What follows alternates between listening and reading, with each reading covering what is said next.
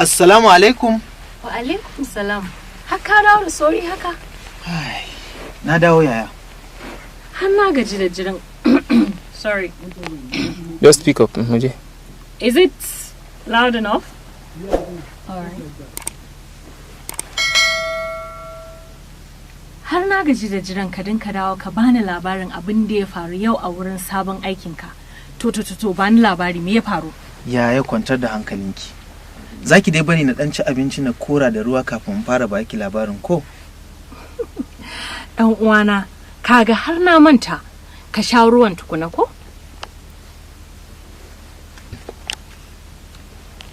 Scene 1, sequence 2.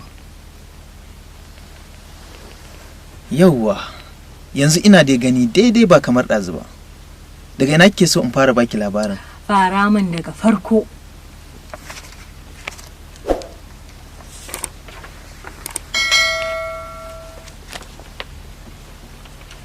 Ya ke dai baki canzawa. Kamar yadda na faɗa miki tun farko, ma'aikatar sun ɗauki sababbin ma'aikata daga dukkanin faɗin jihar nan.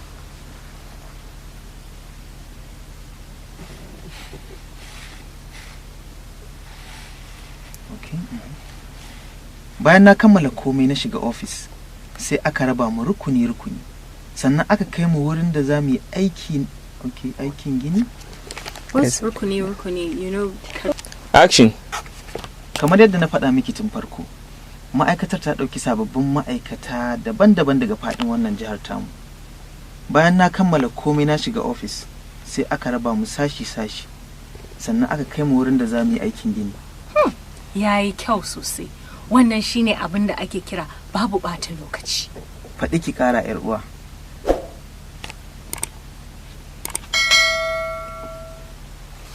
Musamman ma akan abokin aikin da aka haɗa mu aiki tare. To menene damuwan? Menene damuwan shi kuma? Okay.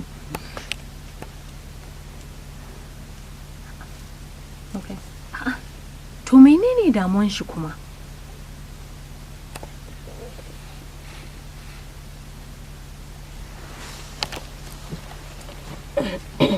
Sorry, bari in sani. Ka gane ko? Ina gani. Duk da yawan ma'aikata. Ko ka daga shi da yawa. Kaga. Ba matsala.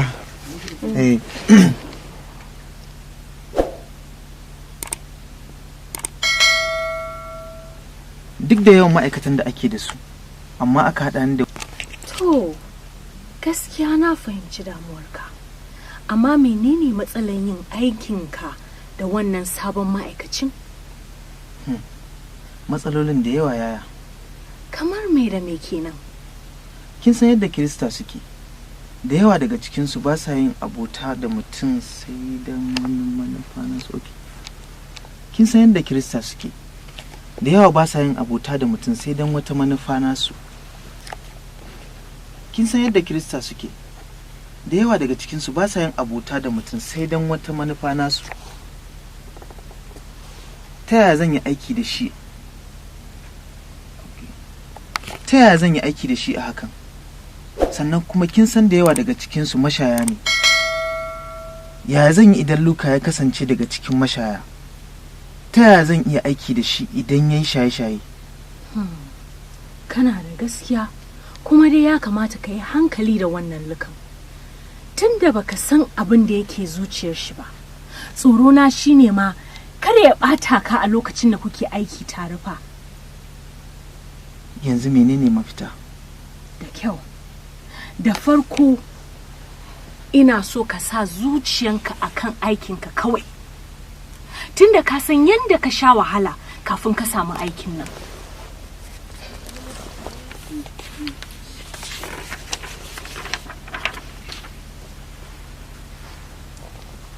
Kada kuma ka bari tsoron yin aiki da shi Lukan nan ya sa ka samu damuwa a wajen aikinka. Kana ji na?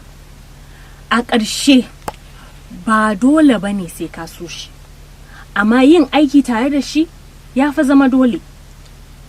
Wannan gaskiya ne. Ya na fahimci abin da kike nufi, kuma zan yi aiki da... Ni aiki da irin shawarar da kika bani. akwai typing error ne ko? akai Okay, Shi sa nace ka karanta kai understand, put it in your own language. Okay, let's go. Pick, mu je action.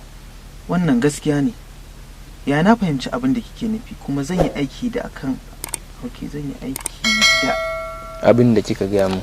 ko kuma da Something yarda like ko kuma da yadda Allah zan yi aiki da shi. Okay. Na san yadda zan yi. To, pick, mu je action. Wannan gaskiya ne. Wannan gaskiya ne. Ya na fahimci abin da kike nufi kuma zan yi aiki da shi da yardar Allah. Kin ga dai na samu kwanciyar hankali. Na gode kwarai da wannan shawara taki. Yan uwa kenan.